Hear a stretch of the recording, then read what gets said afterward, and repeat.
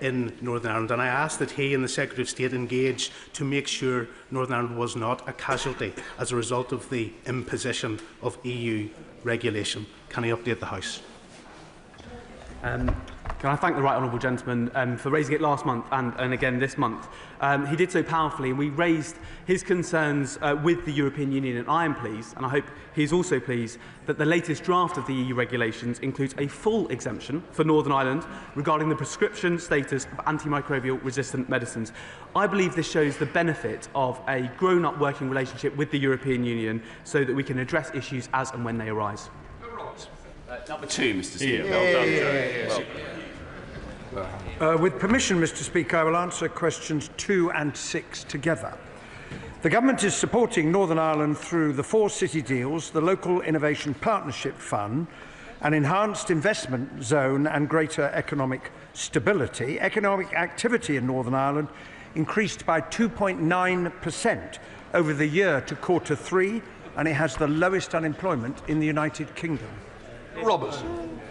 Mr. Speaker, the Government is giving a 50% reduction to the emissions trading scheme levy on ferries crossing between Northern Ireland and Great Britain in an apparent effort not to negatively impact the economy there.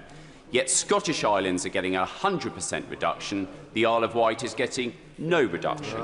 What economic assessment has been done to arrive at these figures, or are they simply plucked out of thin air? Well done.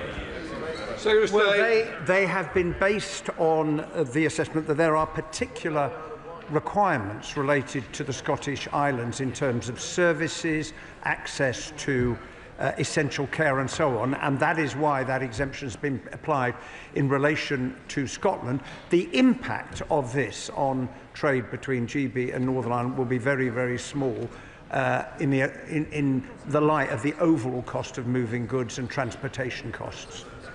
Blake Stevenson. Mr. Speaker, while the rise in the APR threshold to £2.5 million is a welcome step for farmers, does the Minister recognise the broader economic concern shared by the Ulster Farmers Union that inflation and steadily rising asset values will, over time, pull more family farms into inheritance tax liability, even when their real wealth and income may not increase? Well, I'm grateful for that question. As the honourable member will be aware, the Government announced that the allowance for 100% rate relief will be increased from £1 to £2.5 million. This means a couple will now be able to pass on up to £5 million tax-free between them, on top of the existing allowances such as the nil rate band. And the President of the Ulster Farmers Union, William Irvine, welcomed the changes. He said, in fact, we are in a better position today than we were yesterday. Claire Haber. The Growth Fund was a UK government policy that had been working, supporting some people outside of the labour market into decent work and helping address Northern Ireland's low productivity rates. But UK government have changed that policy and the capital revenue split in a way that works for Treasury but not for organisations in Northern Ireland. Funded groups are being directed to Peace Plus, but their funding criteria does not work for most. Can I ask, why are voluntary and community sector groups being asked to distort SEUPB rules rather than UK government policy adapting to local needs? Well, I met with NICFA and CO3 last week to talk about this. It is a difficult situation because of the way in which capital and resource have been allocated through the Local Growth Fund. Of the 12 million resource funding available, we agreed with the Executive that 3 million would go to Go Succeed at their request, 9 million will go to the economic inactivity programmes, but we are exploring other potential sources of funding. Peace Plus is one. The other is the Northern Ireland Executive has a record settlement. It had £9 million yesterday in additional Barnett consequentials. It could choose to invest some money in these programmes. Taylor. Thank you, Mr. Speaker. Would the Minister agree with me that Northern Ireland, like Scotland and Wales, share the benefits of a United Kingdom and its collective spending power, generating jobs and opportunities across the 4 countries of the United Kingdom? I certainly would agree with my honourable friend. All parts of the United Kingdom derive strength and benefit from being part of that union, and we see in the figures I quoted a moment ago the benefit that is being obtained in Northern Ireland in terms of how the economy is doing. O'Connor, Liberal Democrat spokesperson. Thank you, Mr. Speaker. The Windsor Framework was meant to give Northern Ireland the best of both worlds: unfettered access to the UK internal market and barrier-free access to the EU. Not so, according to a recent survey by the Federation of Small Businesses, who report over half those trading between Great Britain and Northern Ireland are having difficulties, with over a third having stopped altogether. The figures are stark. Less than 1 in 6 Northern Ireland businesses say they benefit from dual market access, whilst nearly 80% rate government support as poor or very poor. So will the Secretary of State commit to a specific, time-bound plan to make dual market access work, or does he accept Northern Ireland got the worst of both worlds? Well, I don't accept that Northern Ireland has the worst of both worlds, but he does rightly draw attention to the issue facing small businesses, highlighted by the FSB report and others, including Lord Murphy's independent report. As he will have noticed, Mr. Speaker, the Chancellor announced a £16.6 million package in the budget, which will include a comprehensive one-stop shop regulatory support service to help precisely those businesses to be able to trade more between GB and Northern Ireland. Alice MacDonald. Question number 3, Mr. Speaker. Minister. With permission, Mr. Speaker, I'll answer questions 3, 9 and 12 together. Mr. Speaker, the defence of our country is always the first duty of any government.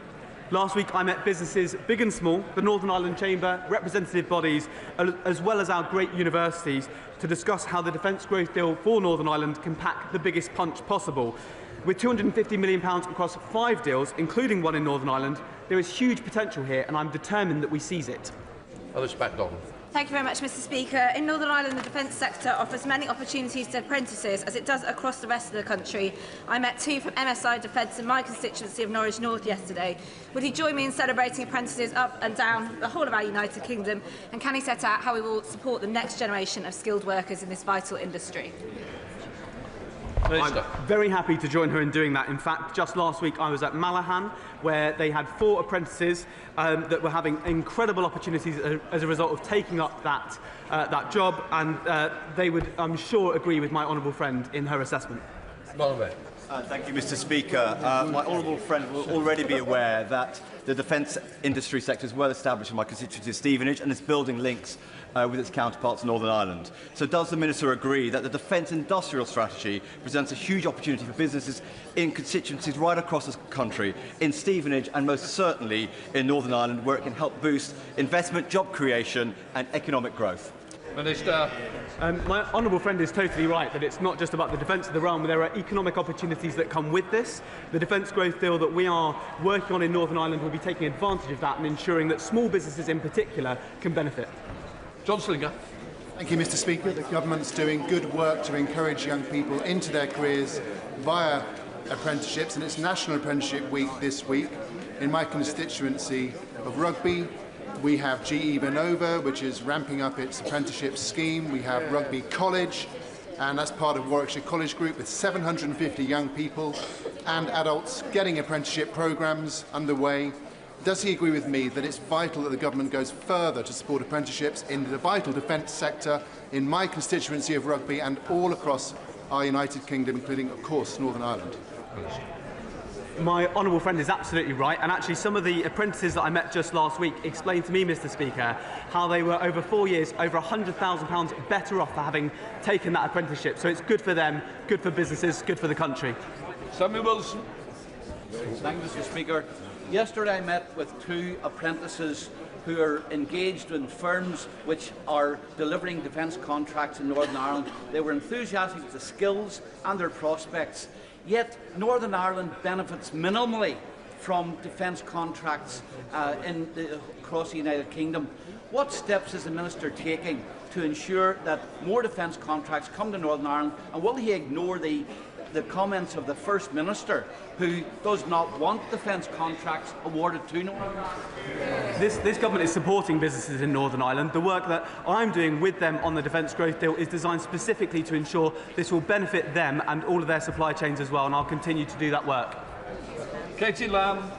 Speaker, whatever the defence industrial strategy aims to do, its aims will not be met if we cannot find and recruit people willing to use the equipment and technology that is created. People will be far less likely to risk their lives to keep our country safe and free if they can't rely on the government to stand by them, both during and after their service. So can the Minister tell us, please, what assessment he has made of the impact on the military and the defence industry of this government's decision to allow our veterans who served in Northern Ireland to be dragged vindictively through the courts? I reject the characterisation. The immunity that was offered by the last government was false. I don't think we agree with that in principle, and actually the veterans we speak to don't want immunity under the law, they want equality before it. It was also this government that gave our armed forces the largest pay rise in over 2 decades. This is a government backing our armed forces. Alex Easton.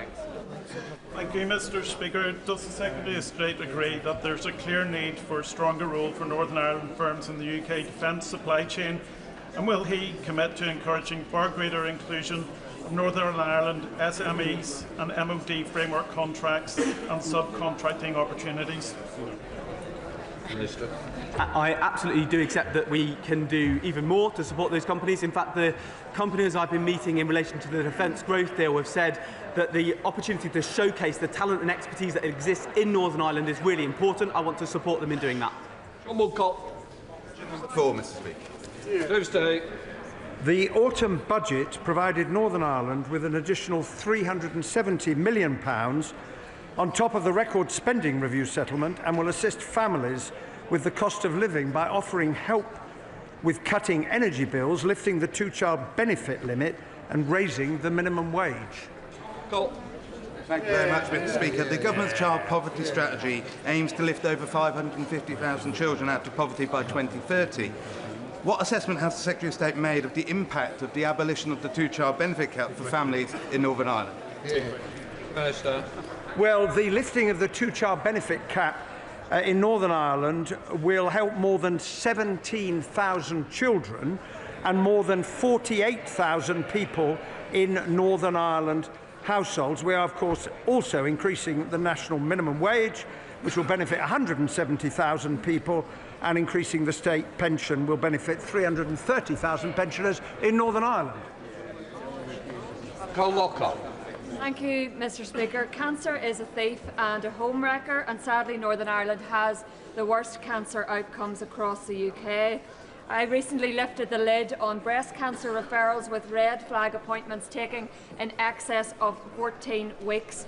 Whilst the autumn budget has been helpful, can he confirm if conversations are happening with Treasury for transformational money to help us transform our health service so that cancer wait times and medical pathways can be improved once and for all? Well, I share the honourable member's wish, as does the whole House, to improve cancer treatment and cancer waiting times for those who are currently waiting too long. There is the Public Services Transformation Fund. The first phase of projects was funded last year. Decisions are about to be taken on the second phase of funding. But there also needs, as my honourable friend mentioned earlier, to be reform of the way in which the health service works. We're seeing progress under Mike Nesbitt's leadership. We need to see more. Challenger, Shadow Minister, welcome. Thank you, Mr. Speaker. Now, the increase in national insurance contributions is having a devastating impact on the hospitality sector in Northern Ireland, with over a quarter of businesses reporting losses and a further 20% only breaking even. So how is the Northern Ireland Executive expected to achieve its target of doubling tourism in the next 10 years if the Chancellor of the Exchequer is putting pubs, restaurants and hotels out of business? Well, the increase in national insurance was a decision that the government took to deal with the inheritance of the last government. Well, it is a fact, and no one can argue that that is not the case, to put the economy on a stable footing. The fact that the Northern Ireland economy overall is growing in the way that it is, the fact that it has the lowest unemployment in the United Kingdom, is a sign of the fundamental strength of the economy in Northern Ireland. Sarah Hall. Question number 5. Minister. With permission, Mr. Speaker, I'll answer questions 5 and 10 together. Mr. Speaker, chances in life are set early. While of course education in Northern Ireland is devolved, we must work together So that's why it was my privilege to bring the Minister for Early Years to Belfast recently to visit with schools and to present to Northern Ireland ministers at the East West Council. We discussed the school twinning programme, the theme of which is reading for pleasure. And as a new dad, I'm reading quite a few baby books at the moment. Thank you, Mr. Speaker. As chair of the APPG on inclusion and nurturing education, I welcome the Northern Ireland Department's Education's independent research showing that nurture provision delivers measurable improvements in pupils' behaviour, attendance and attainment. What discussions are being had to share this good practice in inclusive education with the rest of the UK, including officials in England, as the government seeks to improve inclusion and educational outcomes for all? Minister. Well, just last month, with the Early Years Minister, I went to schools that are really focused on being inclusive and nurturing for pupils. My honourable friend is totally right to highlight how this work can have such a positive impact on the children in our schools. Just Softwell. Thank you, Mr. Speaker. Does the Minister agree with me about the importance of the Northern Ireland Executive and the Government sharing knowledge, expertise and best practice as we all seek to improve outcomes for children in all our schools? Minister. I absolutely do, Mr. Speaker. I've always said this is not the case of cutting a cheque and walking away. There is work we can do with the Northern Ireland Executive and we continue to share best practice. In fact, just this week I wrote to the Minister for Early Years to explore further opportunities for collaboration. Gregory Cup. Mr. Speaker, last year's spending review, the NIO announced a £2 million allocation to support the integrated education sector. Given that there are a range of schools in Northern Ireland that have been offering an integrated educational ethos for many years, will they review that policy to support integrated education per se across a number of schools in Northern Ireland? Minister. We support integrated education. Integrated schools are a really important part of that.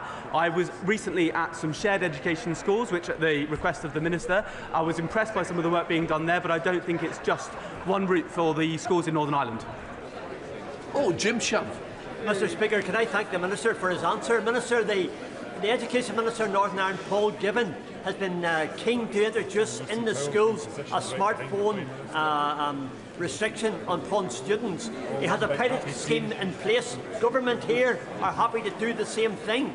Has the Minister had an opportunity to encourage the Minister of Northern Ireland educationally to bring in the smartphone restriction in schools, while there is one member of the Executive, one party in the Executive, who wish to stop that?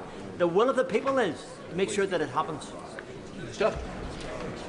I was with the Minister for Education recently. This is not a topic that came up. Obviously, these matters are devolved and are matters for the Northern Ireland Executive, but I would obviously be happy to speak to Minister Gibbon as he suggests. Sir David Davis. Mr. Tonya. Mr. Speaker, there are currently 6 Republican paramilitaries facing prosecution for Troubles-related killings.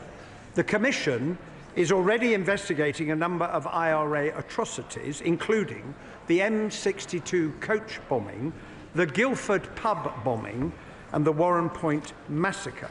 And under the Troubles Bill, the Commission will benefit from information sharing by the Irish authorities.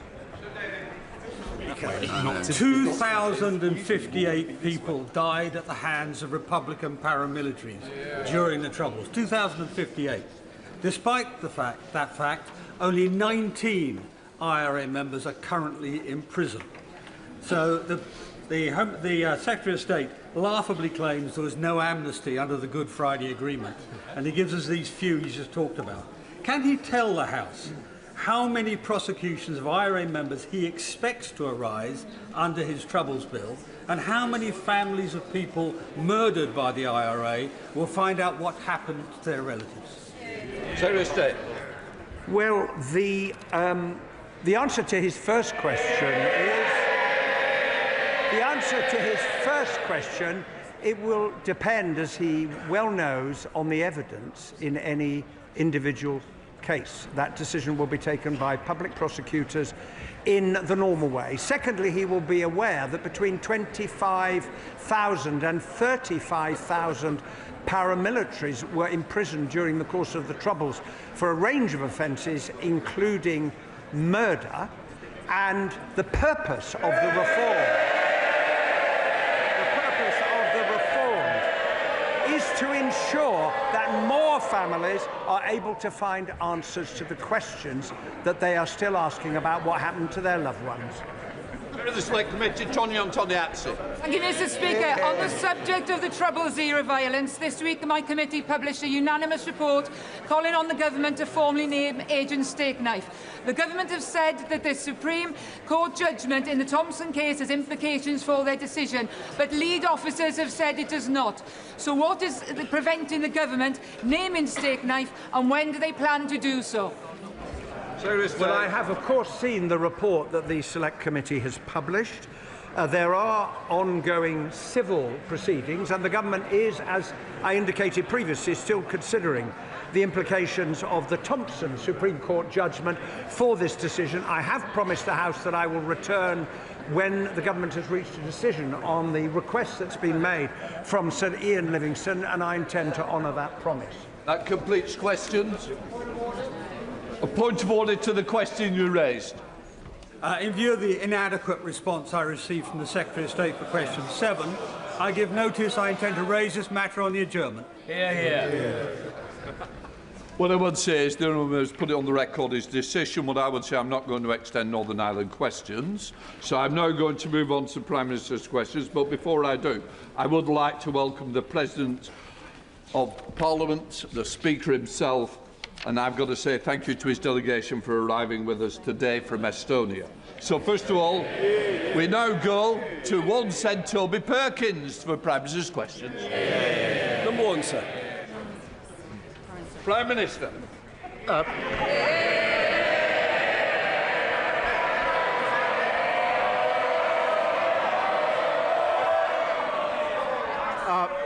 I just said I didn't know the Prime Minister was that popular on this side.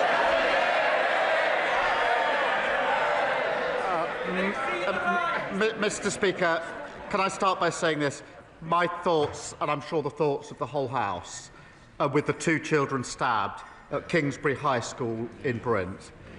And my heart goes out to everyone affected by this appalling attack. We thank the police for their rapid response. It's important now that we give them the space to pursue their investigation. And, Mr. Speaker, this morning I conveyed the UK's deepest condolences to Prime Minister Carney and the people of Canada for the devastating shooting in Tumbler Ridge. Mr. Speaker, I'm determined to fix the broken SEND system. No parent should have to fight for the support their child needs. Today we announced a 10-year plan to fix the crumbling school estate that we inherited, delivering a more modern and inclusive classrooms that meet the needs of every child.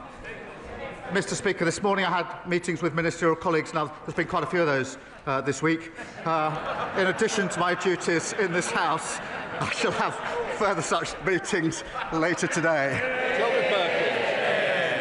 Thank you. I'd like to associate myself with the Prime Minister's remarks there. The Prime Minister's commitment to 1.5 million more homes will require 48,000 new entrants to the construction industry every year. In Chesterfield, we're doing our bit. The Construction Skills Hub brought 70 new entrants into the construction sector, and we did see a welcome increase in numbers across the country last year. But we need a step change. We need numbers to double. So can the Prime Minister tell the House what steps he is taking to get more people to commit to construction industry careers and get those numbers up where we need them to deliver on his housing ambitions? Prime Minister. Well, my honourable friend is right. The task of rebuilding our country is a huge opportunity to give young people a brilliant career. And we're backing apprentices with a record £3 billion budget. And we're making sure companies who bid for major contracts commit to high-quality apprenticeships here in the United Kingdom. And, Mr. Speaker, we're creating 13,000 new opportunities for young people as plumbers, engineers and bricklayers, securing their future and rebuilding this country. We come to the Leader of the Opposition, Kemi Bendel. Thank you, Mr. Speaker. And can I associate my side of the House with the Prime Minister's words on the horrific stabbing in North London yesterday, as well as the shooting in Canada? When he was Leader of the Opposition, the Prime Minister said, and I quote, "I never turn on my staff. When they make mistakes, I carry the can." What changed? Prime Minister. Well, Mr. Speaker, I've accepted responsibility and apologised for the mistakes that I made. But let me say this, Mr. Speaker. Let me say this, Mr. Speaker. Morgan McSweeney helped me change our party and helped me win a landslide election victory, which delivered for them the smallest Tory party in over 100 years. And what's her great achievement? To make it even smaller. Can we not?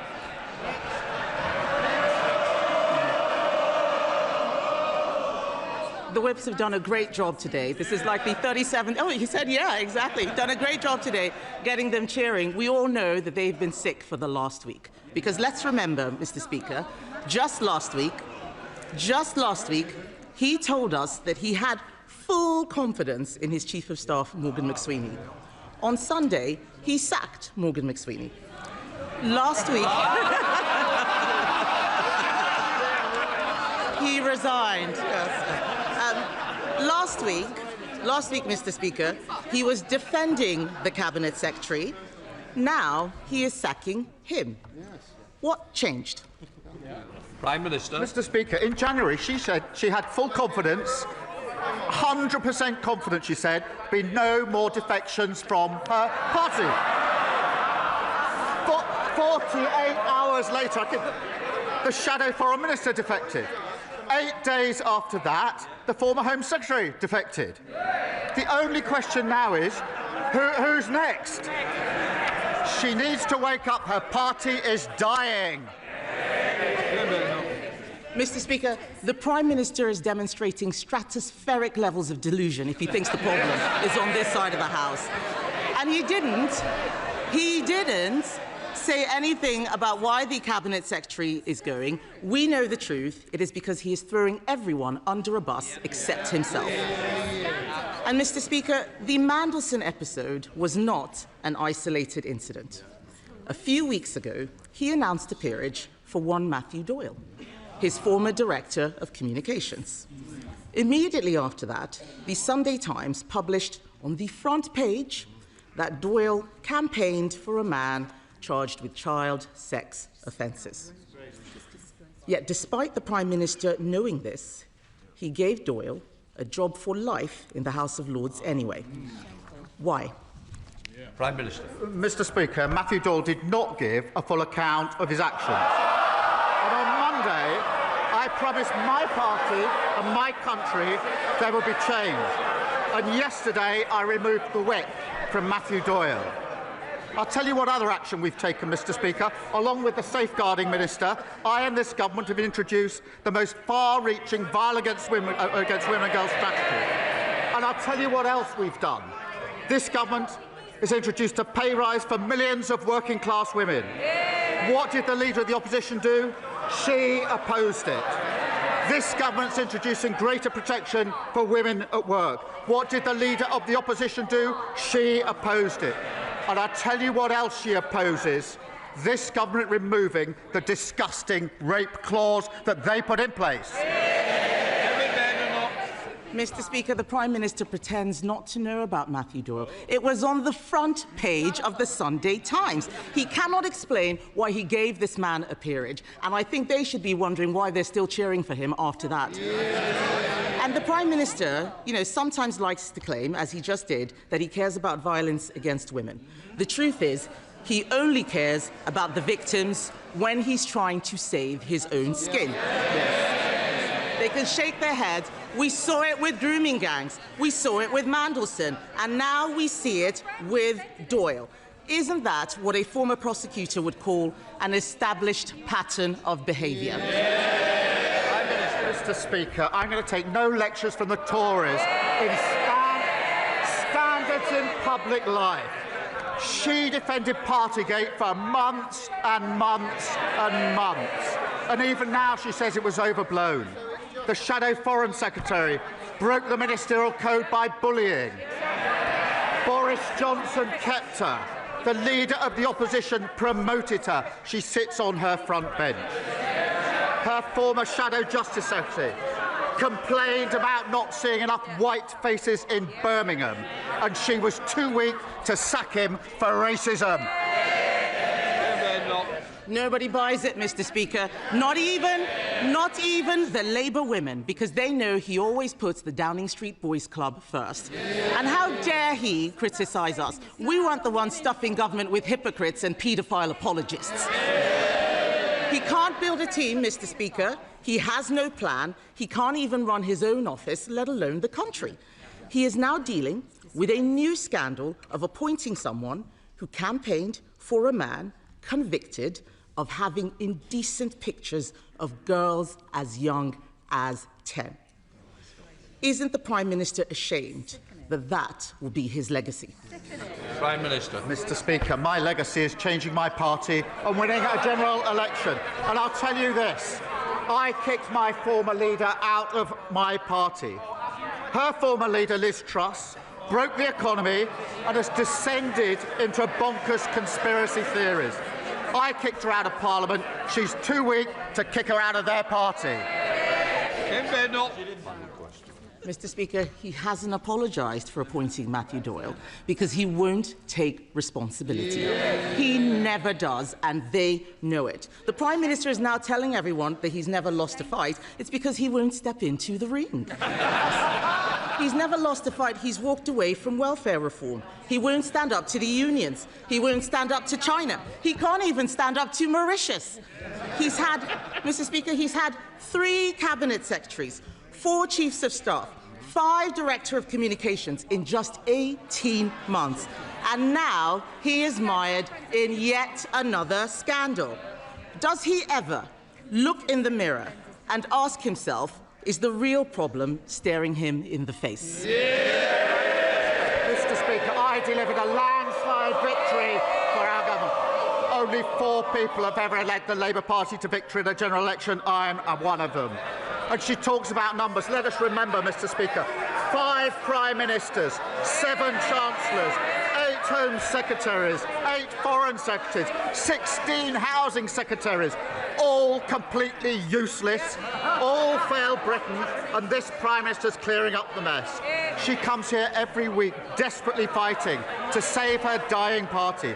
I'm fighting to change our country. Interest rates down, inflation down, waiting lists down, child poverty down, and I'll tell you another thing's down, the number of Tory MPs. Thank you, Mr. Speaker. The government has delivered the funding needed to rebuild the new Frimley Park Hospital after the party opposite made empty, unfunded promises to my constituents. Now we urgently need to get on with announcing the preferred site, along with the investment needed to improve public transport, road access and parking. Will the Prime Minister urge NHS England to make this a priority and help give much-needed clarity to Bracknell Forest residents? Prime Minister. Mr. Speaker, delivering the new Frimley Park Hospital is a priority. Under the party opposite, his constituents were given totally empty promises. They failed patients and they failed staff. We put a proper plan and the funding to match, and the Trust are making real progress on the business case. And I want to see spades in the ground as quickly as possible. Said David, Leader of the Liberal Democrats. Mr. Speaker, can I associate myself with the Prime Minister's remarks about the dreadful stabbing of 2 children in Brent and about the horrifying shootings in British Columbia? Our thoughts and prayers are with the children's parents and the people of Canada, especially those grieving the loss of loved ones. Mr. Speaker, to appoint one paedophile supporter cannot be excused as misfortune. To appoint 2 shows a catastrophic lack of judgment. The Right Honourable Gentleman once told this House that when a Prime Minister refuses to take responsibility, and I quote, it only serves to convince people that things cannot get better, that governments cannot improve people's lives, and that progress is not possible because politics does not work. Does he still agree with himself?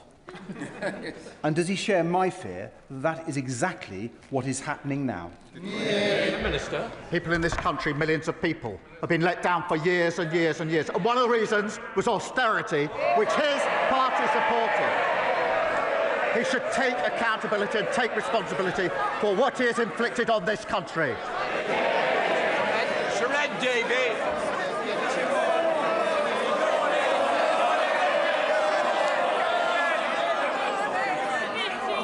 Mr. Speaker, I think I touched a raw nerve.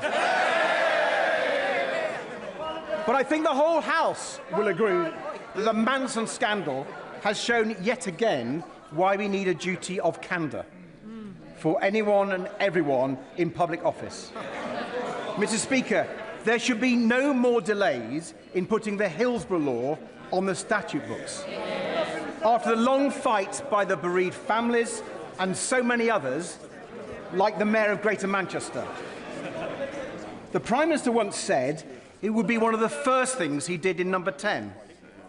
Will he finally do it now, even if it's the last thing he does? Prime Minister.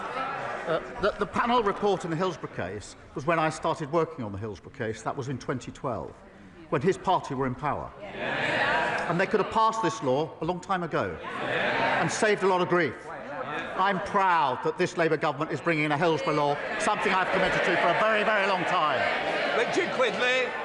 Thank you, Mr. Speaker. As the Prime Minister will have heard me say, the Isle of Wight is a fantastic place to live, work and learn, despite the Leader of the Opposition trying to give us to China. He will also be aware of some of the challenges that we have in cross-solent transport, reliability, frequency and price. The emissions trading scheme, which ironically only applies to hybrid vessels, may increase fares further. Despite exemptions granted for Scotland and Northern Ireland, the lack of grid capacity to fully decarbonise, I am deeply concerned about the impact on our island community.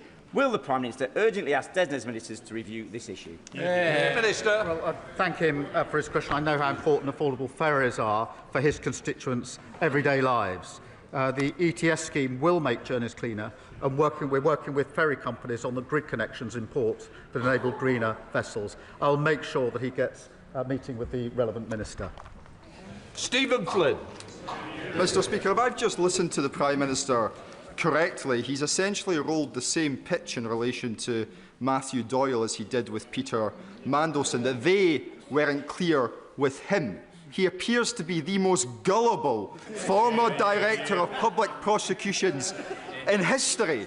But he has a slight problem, Mr. Speaker, because some of us do read the newspapers. And towards the end of last year, indeed on the 30th of December, having written to the House of Lords Appointments Commission, I received a response from the Chair, who advised me that as part of their vetting, they provide confidential advice to the Prime Minister on the propriety of a potential nominee. Will he release that advice? Prime Minister. Mr. Speaker, I've made my position clear. He knows how the system works. But, Mr. Speaker, he says he reads the newspapers. He will have read that in 9 days their former party chief executive goes on trial for embezzling money. And if he'll have read that the Queen Elizabeth Hospital, we see one of the worst failures in Scottish public life. Vulnerable children and adults put at risk. Evidence of serious warnings to the SNP government were ignored. He should have been looking at those, not looking at the newspapers. The First Minister should act, because families deserve accountability. Can I just remind the Prime Minister we don't discuss live cases because it's sub judice. Anna Dixon. Thank you, Mr. Speaker. Last week I met Leighton, a T-level construction student at Bradford College. He was working on the remediation of wrack at Airedale Hospital. In the last few years, Bradford has made tremendous progress in reducing the rate of young people not in employment, education or training.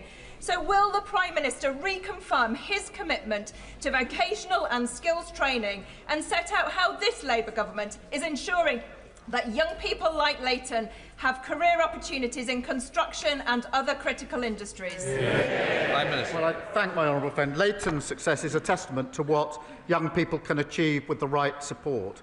We're creating technical excellent colleges and delivering training places for 60,000 skilled construction workers. And Labour's creating opportunities for every young person whilst building the homes, the schools and the hospitals that our country needs. And that's what I'm fighting for. Rebecca Smith. Last year, year, Plymouth was named the National Centre for Marine Autonomy and given a defence growth deal. However, the SMEs in the unmanned surface vessel sector, many based at Turnchapel Wharf in my constituency, are having their work held back because of out-of-date regulations from the Maritime and Coast Guard Agency. Last week, I was told that draft regulations exist, but that they require primary legislation. Now, without these new regulations, many of these vital SMEs developing autonomous vessels that have dual commercial and defence use are at risk. So, Mr Speaker, will the Prime Minister show some backbone and consider finding a slot for primary legislation as a matter of urgency, or at least consider adding it to the King's speech later this spring, assuming that he is still in charge of the legislative programme by then? Mr Speaker, we are taking action, but in the particular case she raises in her constituency, if she sends me or my team the details, I'll see if there's anything we can do to support what is obviously an important issue. Steve Race. Thank you, Mr Speaker. The Prime Minister will be aware of Lorraine Cox, a resident of Exeter, who in 2020 was murdered by a man whose asylum claim had been denied but who is not removed from this country. Would the Prime Minister set out what more this government will do to make sure deportations of people who have no right to be here and of those who have committed criminal offences will be sped up? And would he meet with Lorraine's father to discuss the family's campaign for justice for Lorraine? Prime Minister. Well, my honourable friend raises an awful case, and my thoughts and those, I'm sure, of the whole House are with the loved ones of Lorraine. Tackling violence against women and girls is a critical mission, and I'll make sure the Home Office Minister meets the family. I want to be absolutely clear, Mr Speaker, illegal immigrants who commit such appalling acts should not be in this country. That's why we've already removed nearly 60,000 people with no right to be here, and deportations of foreign criminals is up by a third. We're also reforming human rights law to allow us to swiftly remove those with no right to be here. Glover. Thank you, Mr Speaker. My Oxfordshire constituents are sick of widespread potholes, particularly at Milton Interchange, Didcot and along the A417 serving Challow and Stamford in the Vale. Yet the government is cutting funding for Oxfordshire County Council by £24 million over 3 years, which is equivalent to its annual highways maintenance budget. The Prime Minister is of course entitled to dig a pothole for himself, but why is he cutting funding for Oxfordshire's roads? Prime Minister. We put a record amount of money into dealing with potholes. He needs to ask his council, run by his party, why they're not using that money. Douglas McAllister. It's a source of great pride to Scottish Labour MPs that as Chancellor, Gordon Brown lifted more children out of poverty than any other Chancellor before him. It's also a source of great pride that this... Order. Mr Flynn, you don't need to go behind. I can still hear you. Your voice is louder than mine. Douglas McAllister. Thank you, Mr Speaker. It's also a source of great pride that this torch is now passed over to our government, and by removing the two-child benefit cap, we will lift more children out of poverty in a single parliament than ever before.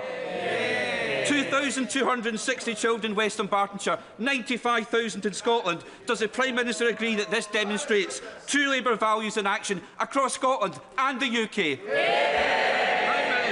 Well, on this side of the House, Mr Speaker, we know the damage that growing up in poverty does to the life chances of children.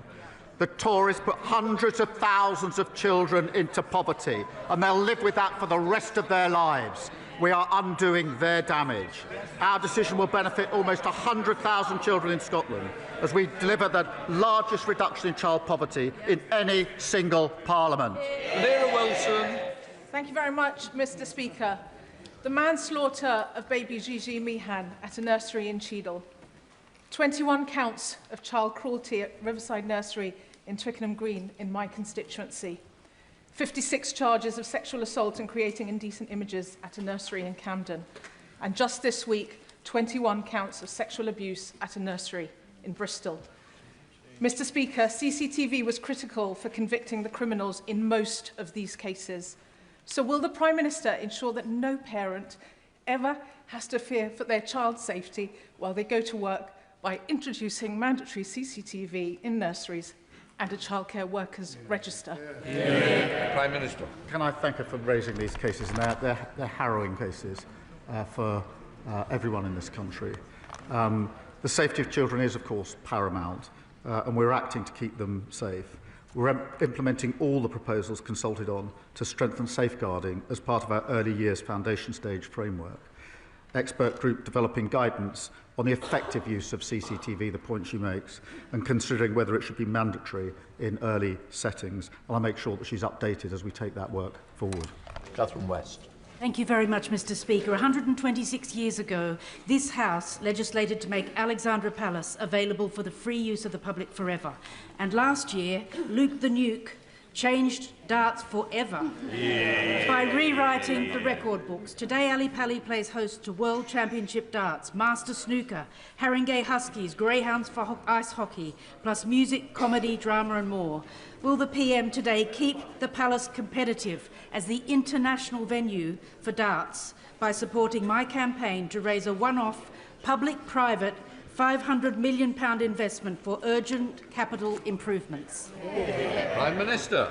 Can I thank my honourable friend? The People's Palace is an iconic British venue, a home for darts, snooker and world-class music. It's vital that we support brilliant venues that give so much to our cultural life. And that's why, Mr. Speaker, we're providing almost £200 million to preserve heritage buildings across the country, so venues like Alexandra Palace can have a bright future. Thank you, Mr. Speaker. Last week, Stark Bay was devastated by storm damage, homes and businesses wrecked, and an important A road severed. Thousands who used it to commute to school, work and healthcare are stranded, bus routes broken, emergency vehicles blocked. And the 300,000 visitors who come annually and underpin our fragile tourist economy now in doubt. But this is a place that has stepped up twice to defend our country. Once, when 1.5 million cubic metres of shingle were dredged out of the bay to build the naval dockyards in Plymouth, and again, when it was used as the training ground for the D-Day landings, at a cost of 750 American soldiers' lives. It is also the site of a unique national nature reserve with rare species found only here.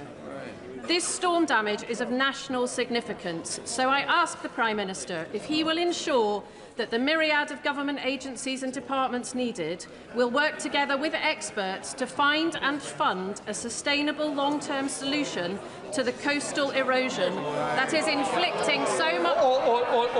Order! It's a very important question, but I'm sure the Prime Minister must have got it in the first 2 minutes. Prime Minister. Thank you, Mr. Speaker. Look, I know communities have been badly affected by recent storms, and damage to the A379 is very concerning. I'm pleased that she, I think, is meeting the Roads and Floods Minister today, I think.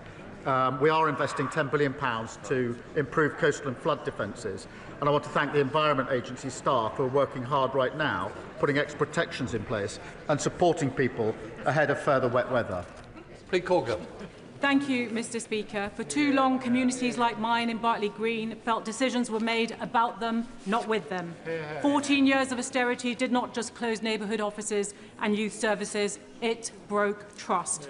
Through Pride in Place in Woodgate, this government is helping residents restore the Woodgate Valley Cafe and so much more. What is the Prime Minister's message to my constituents about how politics can be a force for good and that he will never walk away from my community and the country we love? Well, I thank her for a question. My message is that I've always believed that those with skin in the game make the best decisions about their community. And I know just how much her constituents want Woodgate Valley Visitor Centre back open. Together, I do think we can make that happen. And if you want to know, Mr. Speaker, where hope is in Britain is in our communities, and that's why we're investing so heavily in our Pride in Place initiative. James Wilde. Thank you very much. My constituents' mum, sister and stepfather were killed in a horrific dangerous driving crime, and the foreign national offender was sentenced to 10.5 years. But the family have just been told that he may be released imminently in order to be deported, having served just 3 years. Will the Prime Minister look at this case and what steps can be taken to prevent that release, given such a pitiful service time? 3 years for 3 lives would be the final insult and undermine public confidence in our justice system. Prime Minister. Can I thank him for raising what is obviously a terrible case, and I'll make sure that it's looked into if he could provide further details so we can do it as quickly as possible.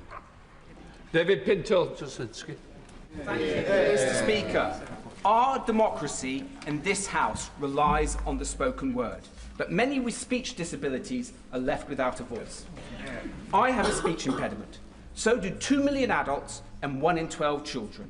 It can rob people of their confidence, lead to discrimination and limit our opportunities in work and in public life.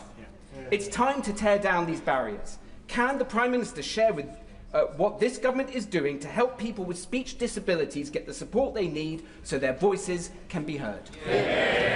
Prime Minister. Can I start by saying he is an inspirational and powerful campaigner on this issue, and by doing what he's doing, he will give great courage to other people to take the same steps. I'm proud we're increasing the number of NHS speech and language therapists. We're trialling new ways of identifying and supporting children with speech and language needs in their early years, because I agree that every child deserves the help they need to reach their potential. Dr. L. Pinkerton. Thank you, Mr. Speaker. My Surrey Heath constituent, Christopher, was discharged from the RAF in 1966 solely for being gay. But despite the government committing to restoring the medals, the berets, and indeed acknowledging the injustice of those discharged from our armed forces prior to 1967, his case has been dismissed out of hand, with only a letter that contained the track changes from the template that the MOD issued. So can I ask the Prime Minister to take a personal interest in this case to ensure that it's resolved swiftly, and to allow Christopher to march on Remembrance Day as he wishes to, with his medals and his beret and his dignity restored? Prime Minister. I will do everything I can to ensure that that happens, which is absolutely what should happen. This was an absolute scandal, the gays in the military ban, and it's absolutely right that it was overturned, but we must follow through on that, and I'll do everything I can to make sure that we deliver on what he's asked me to deliver on. Daniel Zeitner. Thank you, Mr. Speaker. Last week, the government launched a consultation on establishing a growth development corporation for Cambridge. And in the meantime, Peter Freeman, the chairman of the Cambridge Growth Company, is on the record as saying we should aim to be the most livable city in Europe. That's a fantastic ambition, one which I entirely agree with. And I'd ask the Prime Minister, given that this will be good for growth, not just for Cambridge, but for the region and the wider economy, what more can the government do to help us, not least to help that generation of young people who can barely afford a home? Prime Minister. Well, his constituency is already home to brilliant research, innovation and economic growth. And through a greater Cambridge Development Corporation, we'll put in the powers and resources to unlock its full potential. I want to let local people have their say. We'll make sure that we create a fair plan with attractive, well-connected and thriving new neighbourhoods. Tom Tugendar. Thank you, Mr. Speaker. Would the Prime Minister share with me the concern that while some ambassadors retiring in disgrace get tens of thousands of pounds in payoff, many other civil servants are failing to get the retirement that they are due and are expected to turn to their old departments for bridging loans? This is clearly a scandal. Would he put all of his effort behind making sure that those who have served with integrity are treated with the dignity that they deserve? Prime Minister. Yes, we are taking steps, and he's right, we should take further steps, and I think that will be agreed across the House. Thank you, Mr. Speaker. The announcement that pubs and music venues would receive a much welcomed reduction in business rates is a positive step. However, in our manifesto, we did promise root and branch reform of business rates. Hospitality and leisure businesses in my Stourbridge constituency are facing a projected £20,000 increase in business rates over the next 3 years, along with employment cost increases and energy costs. Hospitality and leisure play a vital role for our communities, providing jobs and spaces to socialise. So will the Prime Minister consider a similar rates relief package for hospitality and leisure? She's right that we need the conditions for flourishing high streets, and it underscores the importance of 6 interest rate cuts, the £5.8 billion that we put into Pride in place, and the work to put money in people's pockets. I'm pleased we've delivered a 15% cut and a 2-year freeze for pubs and live music venues. That comes on top of the £4.3 billion to support businesses and permanently lower rates for retail, hospitality and leisure properties. Blackman. Thank you, Mr. Speaker, and I thank the Prime Minister for raising the stabbing at Kingsbury High School yesterday. It is absolutely right that we allow the police to get on with their job of investigating this terrible atrocity, and indeed the police are out there now providing reassurance to parents and people in the community. And indeed, I'm sure I speak for the whole House when our thoughts and prayers are with the victims, their families, and also those that witness this atrocity. But will the Prime Minister now look at what needs to be done to combat knife crime across the country? It is absolutely wrong that people are carrying knives in the first place when they don't need to, and indeed they're drawn into this terrible atrocity. We owe it to the victims to ensure this happens. Prime Minister. Can I thank him for raising this case? And it's one of the most powerful and important things that we do as MPs in this place, particularly when there's such awful cases. And he's absolutely right. We must do everything we can to reduce knife crime. There are initiatives and steps we've taken to remove the accessibility of knives where they can be bought. We need to do much more work with our schools and young people to ensure that people don't carry knives. And we need to work with the police and law enforcement to make sure that these incidents are investigated as quickly and as effectively as possible. And I think that's a shared endeavour across the House. Sarah Edwards. Thank you, Mr. Speaker. In my constituency, the beautiful Grade 2 listed Chetwynd Bridge on the A513 between Eddingale and Alwas has been restricted to cars and light vans since October of 2023. So farmers are facing a 25-mile diversion, and with severe flooding now hitting Eddingale multiple times a year, this vital route risks being cut off for emergency response times as well. Bridges like this, with a clear economic impact on communities, should be the focus of the government's new structures fund, which I welcome. So can I ask the Prime Minister to encourage his ministers to meet with me so that we can find a solution to this issue for my rural constituents in town? Well, can I thank her for raising this issue, and just hearing her makes it absolutely clear that we need to find a solution to this, so I'll make sure that she gets the meeting that she is requesting with the relevant minister so we can move as quickly as possible. Ayab Khan, final question. Mr. Speaker, rubbish is building up right beneath my very nose. It's becoming...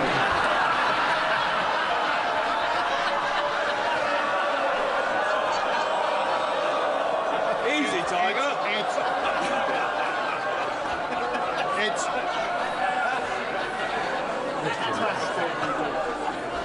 It's becoming a serious problem in Birmingham. In Birmingham, bin strikes are now running over close to 2 years. So can I ask gently the Prime Minister to intervene and perhaps speak to the leader of Birmingham City Council to see if he can re-enter negotiations with Unite the Union? Yeah, he's right to raise this, and we're doing everything we can to resolve the situation, which absolutely needs resolving. That completes Prime Minister's questions.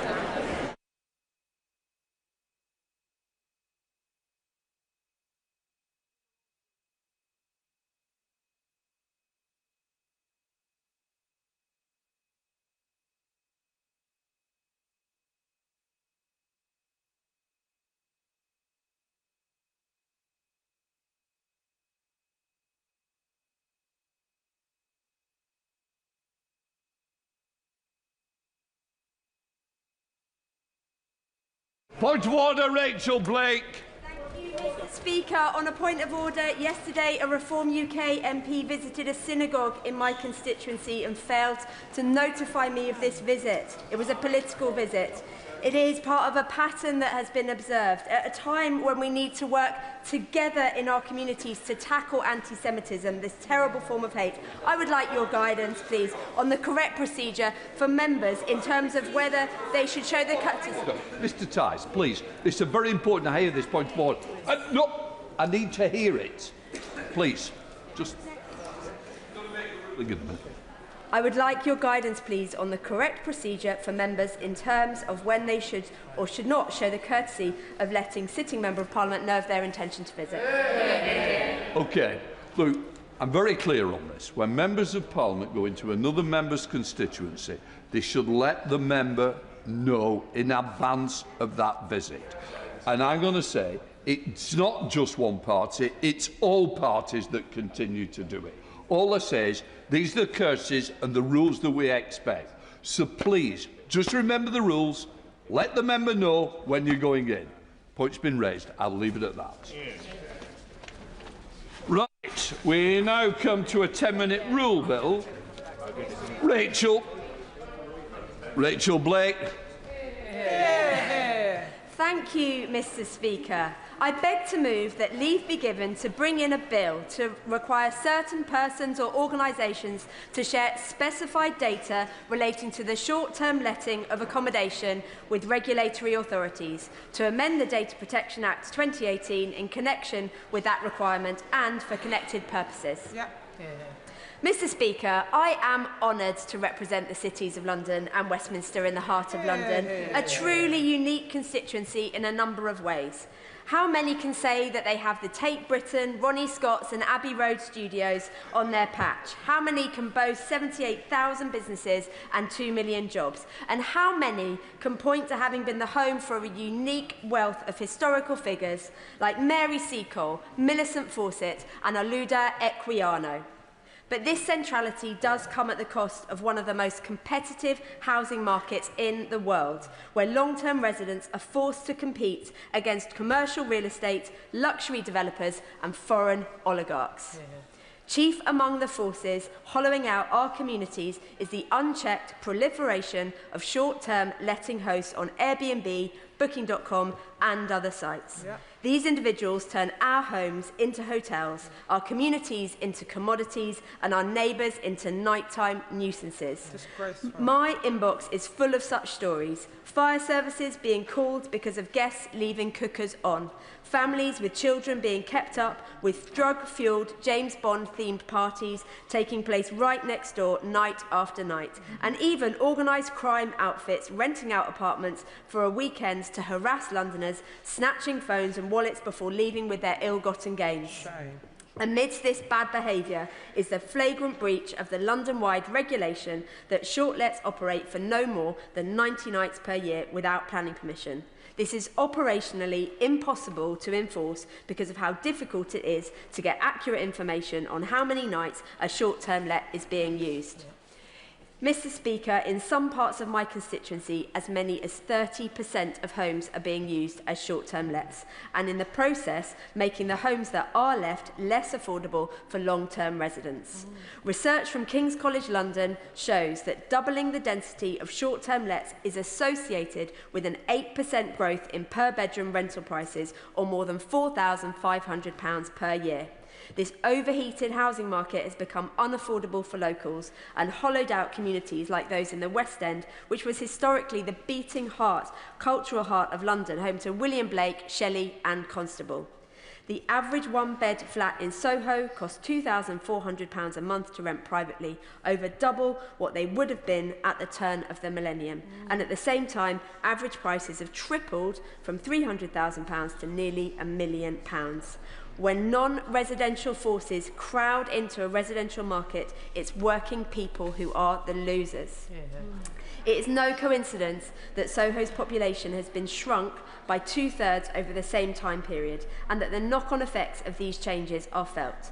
Since my election, I have had to fight for institutions used by local residents, including schools and community facilities such as the Jubilee Hall Gym and the Central YMCA, to stay open, and frequently their landlords have complained about a lack of footfall. Mr. Speaker, London isn't just special because of its landmarks or its economy. It's special because of its people, its historic communities living and working together and generating some of the greatest cultural and social achievements produced by this country. And if we want to keep London as a world-leading city, we need to ensure that its people can afford to make a home here and that they feel safe and at ease living here. We have to fight for this city, and that is exactly what I intend to do.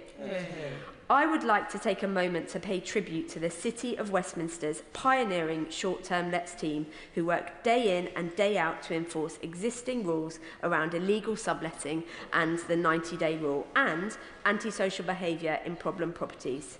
Since coming into power in 2022, Labour has doubled their size, and I've been working with them, launching a short-term lets commission, directly reporting properties flagged by my constituents to council officers and ensuring they are taken off these sites for good. And the government is on the side of my constituents too, in pushing forward with a mandatory short-term lets registration scheme. This will be the first time to give us a clear, uncontested data on where the short-term lets are and who is operating them. Hosts will have to enter their property's address and receive a unique reference number, which will then appear on all sites where it is let. And they will have to confirm that they are following existing regulations which apply to short-term lets, such as fire, gas and electrical certificates. This will be transformative for how we enforce short-term lets in London. With a unique reference number, teams like those in Westminster will be able to make much more easily pinpoint problem properties and take them off major sites for good. But there is a piece of information which this scheme must collect, which right now we cannot. The number of nights for which homes are being let out. Without this crucial data, enforcing the 90-day limit will remain an elusive task to local authority planning enforcement teams. Data from AirDNA indicates that nearly 6,000 short lets in the cities of London and Westminster are being let out at over the 90-day limit. These are almost certainly the worst offenders when it comes to the other community disruptions which I have already mentioned. If we simply made these actors follow the law, or better still, took them off the market entirely, we would significantly reduce the disruption caused by short-term letting. So why can't we take this data? It's because of the Data Protection Act, which currently prevents this information from being shared. While crucial for ensuring that our personal data is more secure than in comparable countries outside of the EU, in this case, the Data Protection Act is standing in the way of effectively regulating short-term lets. A number of exemptions do, however, exist in the legislation, and my motion today would extend this exemption to include the number of nights short-term lets are used. This, however, cannot be the only action which is needed on tackling short-term lets. Time and time again, my constituents do bring up licensing as a possible solution to the spread of short-term lets, backed by reams of research from policy experts. Just as if a business were applying to open a bar or a cafe in a local area, so too should a short-let host have to apply to their local authority before opening what is, in essence, a micro-hotel in the middle of a residential block. While every local authority should be able to undertake their own approach to this, local authorities like Westminster and the City of London, where concentrations are so high, need to have the power to decide where homes can be let out and under what conditions. The government's upcoming database is a crucial step in this direction, as it can, for the first time ever, provide an authoritative data set on the extent of this problem, and this will benefit members of Parliament and their constituents across the country. My constituents are ready to engage with this database and report poor practice. The local authorities I work with are on hand to upscale their work, which the benefits of it can bring. All we need now is this final piece of the puzzle, knowing how many nights homes are let out for. This piece is well within our grasp, and it is up to us in this House to deliver it. That the honourable member have leave to bring in the bill. The question is that the honourable member have leave to bring in the bill. As many are of that opinion, say aye. Aye. The contrary, no. I think the ayes have it. The ayes have it. Who will prepare to bring in the bill? Rachel Blake, Lizzie Collins, Florence Eshalomi, Dame Meg Hillier, Alison Hume, Jane Kirkham, Joe Powell, Anna Geldard, Will Stone, Noah Law, Tony Vaughan, Dr. Scott Arthur.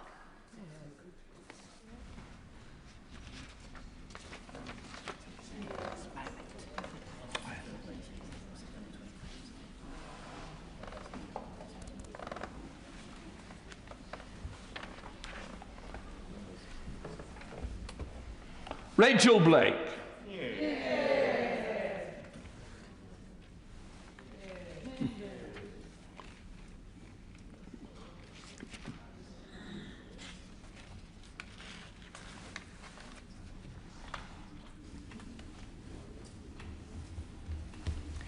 Short-term let accommodation data sharing requirements bill. Second reading what day? 27th of February. 27th of February.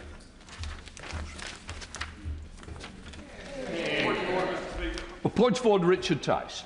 Thank you, Mr. Speaker. I'd be grateful for your advice as to how I register my utter disgust at the Member of Parliament for the City of London and Westminster scoring a cheap political point about me visiting a synagogue in this constituency.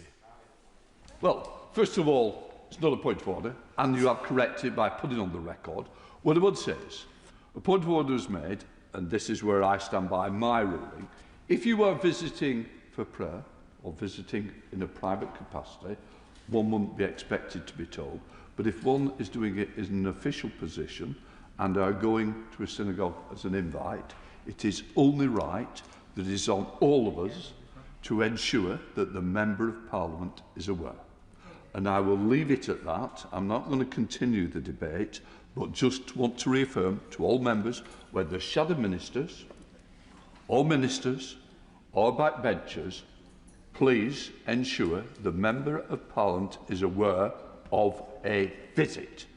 And when I say visit, not in a private capacity, but in a political capacity. Point of order. A point of order. Thank you, Mr. Speaker. I'd like to raise a point of order on a previous point of order that I've raised regarding the Royal Mail and Postal Delivery Services. The reason I mention it, Mr. Speaker, is that recently I wrote to some constituents about my point of order and letter delivery services, and the letter, House of Commons First Class, took 12 days to arrive. Now, the fact is that there are many, many members across this House who are writing on important issues on House of Commons paper, in House of Commons envelope, and they are taking many, many days to arrive, meaning that many of our constituents might be ill-informed about the speed in which members of Parliament are responding, which, of course, you will know, Mr. Speaker, can be raised with the Parliamentary Commissioner for Standards. What I do know is it's certainly not a point of order, and that's the first part to where we start. What I would say is, quite rightly put it on the record, I'm sure your constituents are well aware that you're diligent in your replies, and it's literally down to Royal Mail rather than the 12 days that they were hanging on to your letter. What I would say for all of us, that Royal Mail, quite right, has a duty of care. It says first class, we expect a first class delivery service. With the price of postage, the Royal Mail should be embarrassed by what you've raised today. But it still doesn't make it a point of order. Right. Let me move on to motion number 2 of the House, the Minister to move. Beg to move. Order. The question is on the order paper. The question is, that's on the order paper. As many that opinion say aye. Aye. The contrary, no. The ayes have it. The ayes have it. We now come to the 7 o'clock motion. Oh, noted. Right. We now come to the motion relating to police, and I call the Minister to move the motion. Minister. Thank you, Mr. Speaker. I beg to move that the Police Grant Report England and Wales 2026-27, which was laid before Parliament on the 28th of January this year, be approved. Before I come to the detail of the settlement, please can I associate myself with the remarks of the Prime Minister and the Leader of the Opposition in Prime Minister's Question Time, adding our condolences and our thoughts following the stabbing in Kingsbury High in Brent yesterday. I know we all hope that those who've been injured will be able to recover and that justice will be done in a very difficult situation. I also want to take the opportunity, before I come to the detail, to pay tribute to the men and women who work to protect the rest of us from harm. I did not need to become policing minister to appreciate the debt of gratitude that is owed to these dedicated public servants. But it is right to say that having the honour of serving in this post has given me a daily insight of the remarkable work of our police. I'm sure the whole House will join me in expressing gratitude to the officers, staff and volunteers who are, as we speak, performing their duties with professionalism, skill and courage. We are all fortunate to have so many brave individuals dedicated to keeping us safe, whether they be first responders turning towards danger, PCSOs immersed in their neighbourhoods, or staff working behind the scenes to track the latest threats to the public. And that is why our record cash investment in the policing system for England and Wales is so important. We are determined to provide our police forces with the resources they need to continue their vital work, as well as support to invest in their future. In 2026-27, overall funding for the policing system in England and Wales will be up to £21 billion. This is an increase of £1.3 billion compared to 2025-26. Funding available to local police forces will total up to £18.4 billion, an increase of £796 million from 2025-26. This is an increase of 2.3% in real terms. Of this funding increase, £432 million will come from additional government grant, whilst £364 million will come from police precept, assuming PCCs choose to maximise the £15 limit. Furthermore, we have worked with a small group of forces who evidenced particular financial pressures to agree additional precept flexibility. The settlement also includes at least £1.2 billion for counter-terrorism policing to preserve national security and guard against the most severe threats, as is the primary duty of any government. I thank the Minister for giving way. As she's getting into the detail of the funding package, will she just accept two broad points? The first is, on Labour's watch, the overall number of police officers in England has fallen. And second, because of cost pressures on police forces from other decisions taken by her government, the Association of Police Commissioners has said there's a £500 million shortfall in the allocation of funding from this government to police forces. With £21 billion going in overall into policing and £18.4 billion direct going into our police forces, I do not accept that there is a shortfall in funding. There is more money going into policing this year than there was last year by hundreds of millions of pounds. On his first point, and I suspect the front bench will try to make the same points, we have, having worked with police chiefs, both introduced a big package of reform, but also removed the arbitrary headcount targets for officer numbers that local forces found so difficult to navigate, because they were pushed into recruiting officers and putting them behind desks to do jobs that staff could do. We are not going to judge our police on the number of different types of roles, but we are going to judge our police on their outcomes, which is why we are setting targets, which is why we are driving productivity, and why we are focused on tackling crime, not on arbitrary numbers. As we are, I will give way here. Thank you, first of all, for the report coming forward. I think the figure that was mentioned by the Minister was £1.2 billion for take on terrorism, an anti-terrorism role, extra money coming in. Obviously, we in Northern Ireland have a particular critical role when it comes to addressing the issue of terrorism. It's still active in a minor way, but still active in Northern Ireland. And because we also have a border which we have to patrol, address the issues of immigration, issues of theft of farm agricultural machinery, and all those things come into the picture.